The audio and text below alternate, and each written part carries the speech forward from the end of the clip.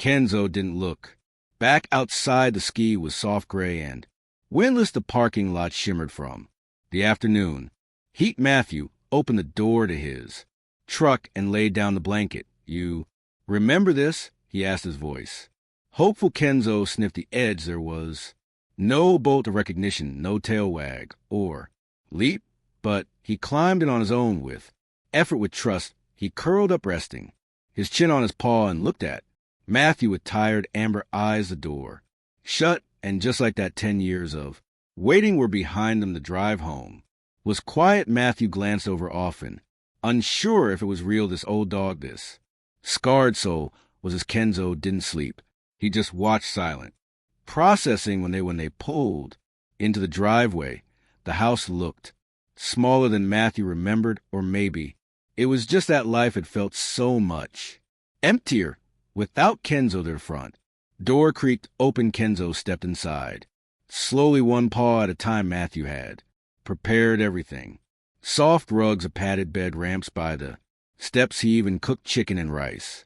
Kenzo sniffed each item, not rushing. He walked to the perimeter of the living room like a soldier inspecting old territory. Then he stood still in front of the fireplace, the exact spot he used to lay in when he was young. Matthew said nothing. Kenzo laid down, same position, same corner, and let out a slow, deep exhale, the kind that comes from somewhere older than pain. That night, Matthew left the bedroom door open. Kenzo didn't come in. He stayed curled up in front of the fireplace, back turned, and when Matthew peeked into the living room around midnight, he saw something that broke him. Kenzo was quietly licking the old toy Matthew had left beside him, not chewing, just remembering. But the next morning, something was wrong. Kenzo didn't stand up right away. His front legs were trembling, and when Matthew tried to help, Kenzo let out a soft, strange growl, a sound Matthew had never heard from him before. Something wasn't right, and just when they had found each other again, Kenzo was slipping. Kenzo's body trembled as he tried to rise. His front legs were stiff, barely holding him up. His back legs, always slower, didn't move at all.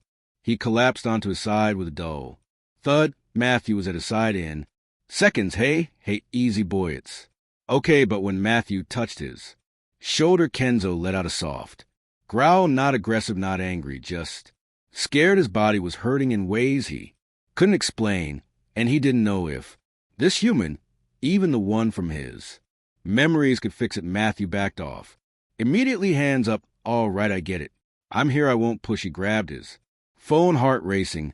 He hadn't had a dog in years. He didn't know what was normal for a senior dog, let alone one who'd spent a decade in confinement. The local vet said they could take Kenzo that afternoon. The drive was quiet again, but this time for a different reason. Kenzo lay curled on the back seat, barely lifting his head. His breathing was slow, shallow. The warmth in his eyes from the day before had dimmed at the clinic. Matthew carried him inside with the help of a tech. Kenzo didn't resist that alone. Scared Matthew more than anything. Dr. Patel, a kind woman in her 40s with short black hair and calm hands, did a full exam, x-rays, blood work, joint testing. After nearly an hour, she sat beside Matthew in the waiting room, holding a clipboard. He's in worse shape than he looks, she said gently. Muscle atrophy, spinal arthritis, chronic inflammation, likely neurological involvement, too. Matthew's throat tightened. Is it from being caged so long? She nodded slowly. 10 years of minimal movement. It does more than just stiffen joints. His body adjusted to stillness now that he's moving again. Everything's waking up, and not all of it is good. But is it fixable? Dr. Patel paused. Not fixable. Manageable with medication, hydrotherapy, proper care. He can be more comfortable, maybe even regain some strength, but he'll never be the dog he once was. Matthew looked toward the closed exam door. I don't need the dog he once was. He whispered, I just need him back home. Matthew cleared the living room even more. He laid out rugs to prevent slipping added pillows along the walls, and installed a baby monitor to keep an eye on Kenzo when he slept. Kenzo didn't growl anymore, but he didn't get up much. Either every movement seemed slow, calculated, painful. Still he watched Matthew. Constantly followed, his voice shifted. Closer when Matthew sat nearby. The trust was there, the love was returning, but something was still missing. That night, Matthew opened an old wooden box from the closet. Inside, photos, letters, and a DVD. He played it on an ancient TV DVD combo in the corner of the room. The screen flickered to life. There was Kenzo, just a year-old, bounding across a field, leash trailing, ears too big for his head. Matthew laughed in the background, calling him to come back. Kenzo didn't move at first. Then he lifted his head, turned toward the screen, and he whimpered, not from pain, but from memory. Matthew knelt down beside him.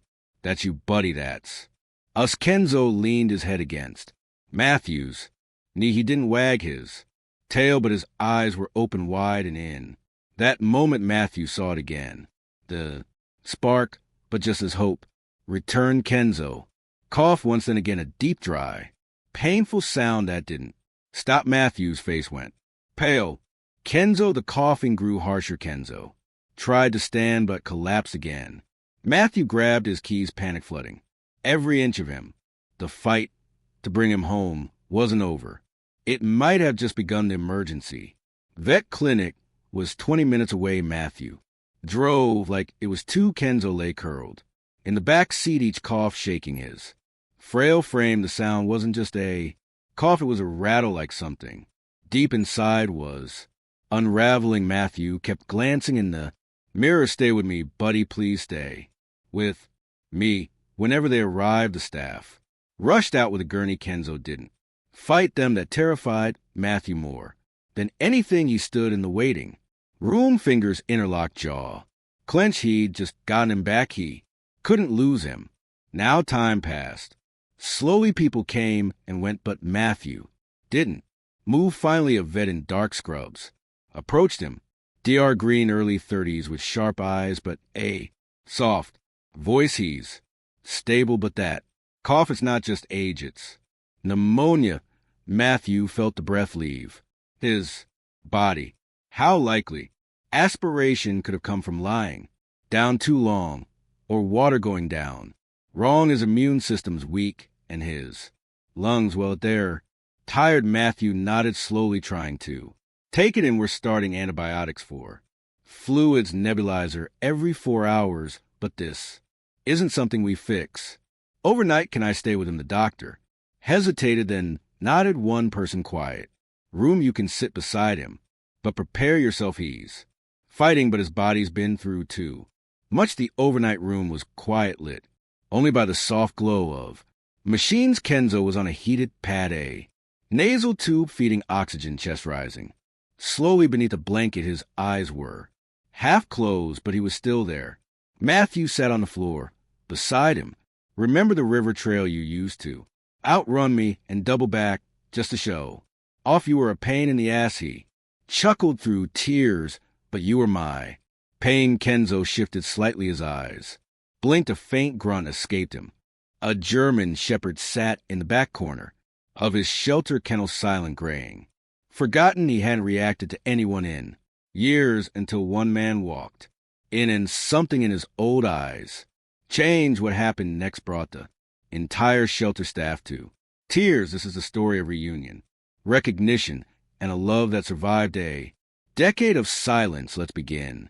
For 10 years, Kenzo, a male German shepherd with tired eyes and a graying muzzle, lived in a small enclosure at the back of the city's municipal shelter.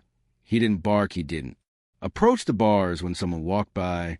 He didn't wag his tail anymore. He had stopped, hoping staff referred to him simply as the dog in kennel. 27, only a few knew his real name. He came in as a stray, thin and injured, with no microchip, no collar, no one claiming him. That was 10 years ago today. He was 12, too old for most adopters, too distant for the rest. Some volunteers tried to engage with him, tossing toys or leaving treats, but he never responded. He would just sit curled in, the corner eyes on the wall, a ghost of a dog who once meant something to someone. Across town, a man named Matthew Carter, 48 years old, stepped out of his pickup truck in front of the shelter. His beard was straw with gray, and his eyes were tired, but there was a tremble in his hands as he held a wrinkled old photo. It showed a younger version of him holding a bright-eyed German Shepherd puppy. Kenzo, he was just 6 months old when I lost him, he had told the shelter staff. Over the phone, my house was broken into. The gate was open. I searched for weeks. I never stopped, hoping most people would have given up. After 10 years, Matthew didn't, after seeing a recent post about a senior German Shepherd that never responds to anyone, something clicked. The eyes, the markings, the name he had to see for himself when he arrived at the front desk. Attendant hesitated. You sure you want to see him? She asked. He doesn't really react to people anymore, just kind of exists. Just take me to him. Matthew replied, his voice already cracking. The walk to the back of the shelter felt eternal. Every barking dog, every echo down the hallway made his heart pound harder. His fingers clenched the photograph like it anchored him to the moment. And then kennel 27. There he was, lying in the same corner, head down, back turned, gray still. Silent. Matthew stepped closer, slowly, his hand wrapping around the bars. Kenzo, no movement. He knelt down, pressing his forehead gently against the kennel gate, lowering his voice to a whisper. It's me, buddy, I'm here. Kenzo's ears flicked slightly, then stilled. Again, the shelter tech behind Matthew noticed. At first her eyes widened. Wait, he moved. Matthew kept speaking softly. You used to sleep at my feet. Remember that you chewed my boots. You hated the vacuum. Still nothing but his breathing changed. Matthew carefully reached into his coat pocket and pulled out something small, an old worn-down rubber toy. It squeaked when he squeezed it. Kenzo's head turned just slightly, and for the first time in a decade, his eyes met Matthew's. The moment Kenzo's eyes locked onto Matthew's, something in the air shifted. It wasn't dramatic. There was no sudden leap to the bars or a barking cry, but it was real. His gaze didn't break, and for the first time in years, his tail twitched just once. Matthew swallowed hard, his voice barely a whisper now. Yeah, that's it. You remember me, don't you? Behind them, the shelter technician had gone still. She'd worked here for 6 years and had never seen Kenzo move as much for anyone. He's never looked at anyone like that, she said quietly. Kenzo pushed his front paws for a few inches. His back leg stayed flat, but now his whole body had a subtle, tense energy, like something was trying to wake up inside him. Matthew slowly held the old toy up to the bars. Again it squeaked softly. Kenzo blinked. Then he sniffed. 1 step, 2 steps. He limped toward the front of the kennel, unsure but drawn forward. The years were heavy on him. His joints were stiff, his fur dull, but it was him still there beneath it all. Matthew knelt down, tears welling in his eyes. You're really still in there, aren't you? Kenzo stopped just inches away from the gate. He didn't touch it, but he stood, head tilted slightly, sniffing the air around Matthew's hands. His nose brushed the rubber toy once. Then again his breathing changed. He whimpered. The sound was dry, weak, but it was unmistakable. Matthew lost it. Oh my God, it's really you. He pressed his forehead back to the bars, closing his eyes, letting the tears fall. He didn't care who was watching. Kenzo didn't move at first. Then with one slow motion, he pressed his nose to Matthew's face through the head gate. It wasn't much, but it was everything. The shelter manager came running down the hallway after hearing the text call. She stopped at the door, stunned. Is that really the same dog?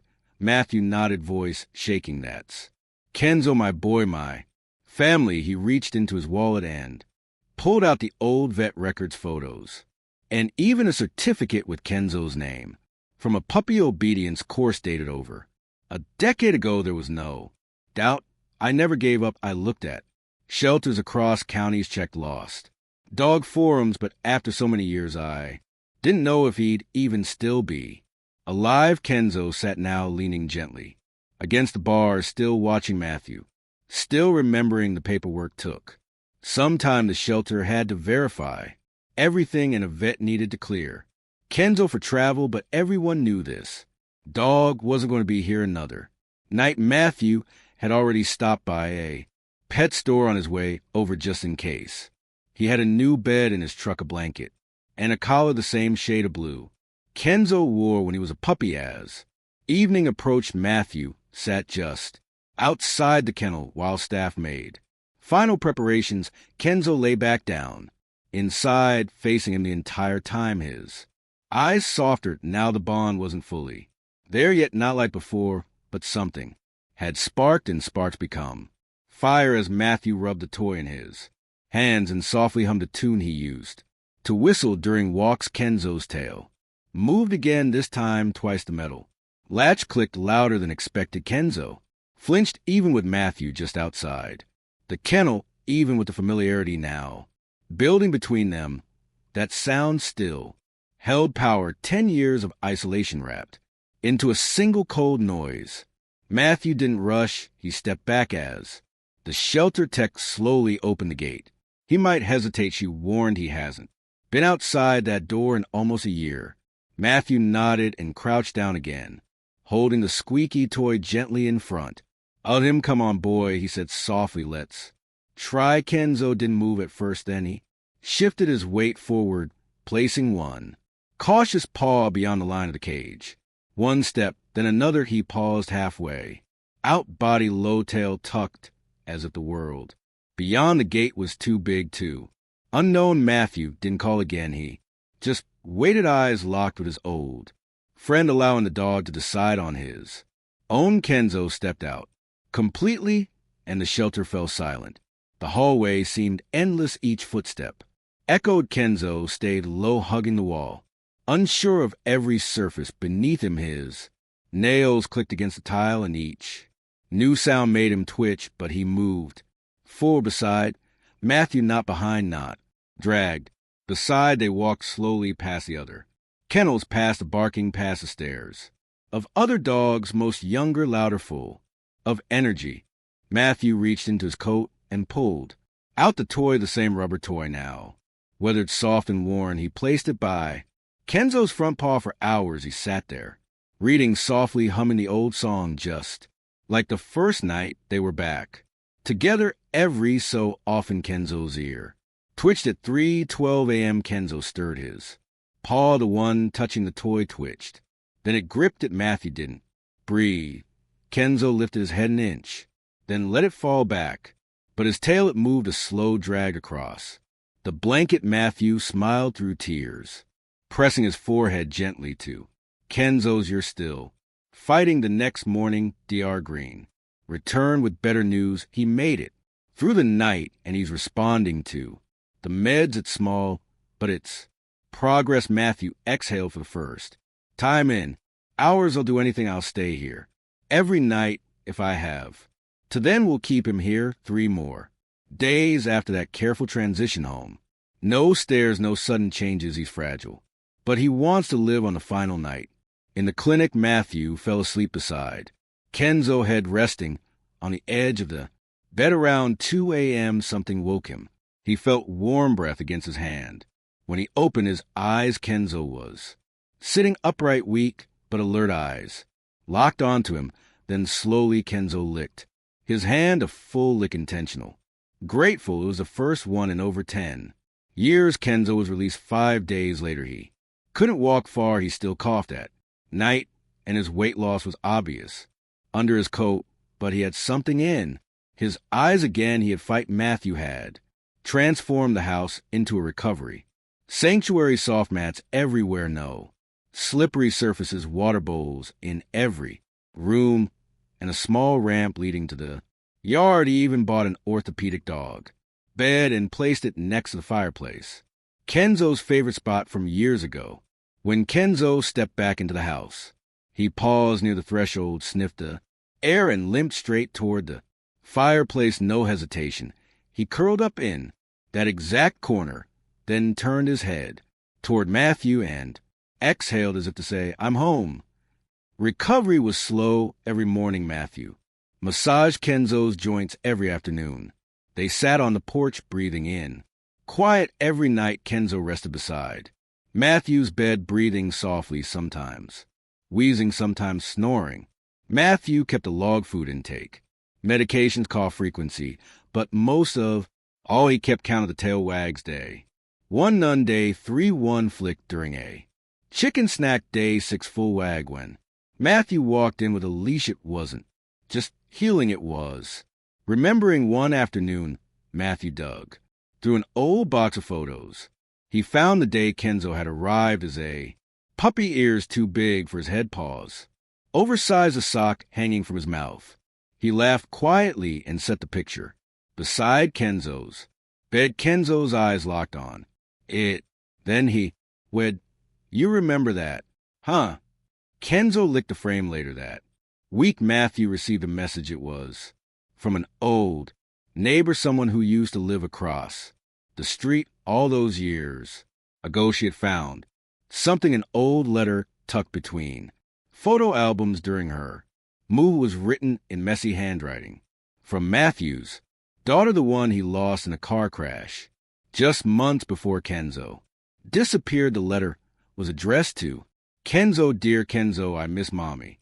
I'm scared at night when Daddy cries, but you sleep in my room and make me feel safe. You're my hero. I love you. Lena. Matthew sat frozen. He hadn't seen that letter in years, and now reading it aloud beside the fire, he felt Kenzo's head rise and rest on his knee. A soft, slow breath left the dog's mouth. Matthew wept. She loved you so much. You were all we had left. Kenzo didn't move, but his body leaned harder into Matthew, and suddenly the missing piece made sense. Kenzo hadn't just mourned being lost, he'd mourned her. The girl who fed him scraps, hugged him during storms, and whispered secrets into his fur when no one else was listening. That's why he shut down. That's why he waited so long to live again. He wasn't just waiting for a home. He was grieving family. That night, Matthew printed Lena's letter and framed it above the fireplace, and for the first time, Kenzo let Matthew curl beside him on the rug. They lay together, man and dog, too, survivors of different kinds of heartbreak, but the same kind of love. Then the next morning, Kenzo didn't come when Matthew called. He was breathing calm, but he wouldn't rise. Matthew knelt beside him, rubbing his ears gently, speaking. Kenzo opened one eye, then the other. He nudged a photo with his nose and stayed still. Kenzo didn't move for most of the morning. He lay curled beside the fireplace chest, rising gently, eyes half closed. His breathing was even, not labored, but quieter than usual. Matthew stayed close, kneeling beside him, with one hand resting gently on Kenzo's back. You don't have to push any more, he whispered. You did enough, more than enough. The house was silent, no TV, no music, just the sound of old wood settling and the faint exhale of a dog who had carried more than his share of sorrow. As afternoon light filtered through the tile window, Kenzo stirred. Slowly, shakily, he rose to his feet. Matthew didn't speak. He just watched. Kenzo limped toward the framed letter above the fireplace, Lena's handwriting still visible in the soft sunlight. He sat in front of it, eyes lifted. Matthew joined him, sitting on the floor beside him. She'd be proud of you.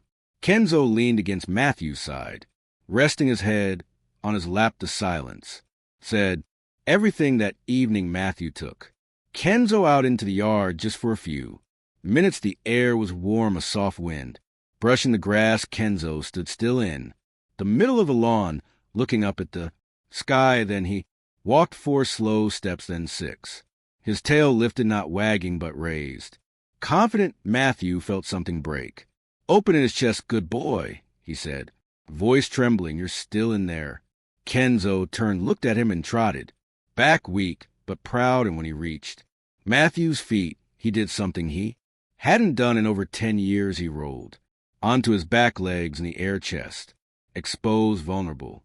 Trusting Matthew knelt down, pressed his forehead to Kenzo's "You're safe now, you always."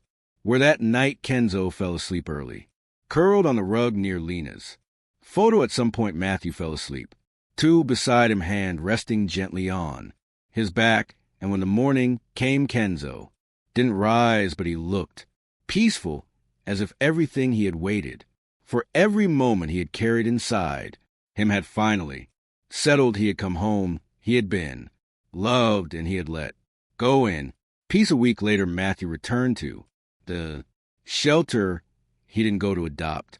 He went to tell Kenzo's story. He brought copies of the photo of the letter of Kenzo's tail wags, counted day by day.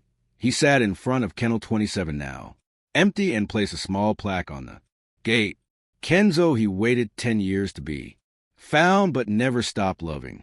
At home, Lena's letter still hangs above the fireplace, and next to it there's now a second frame holding Kenzo's collar.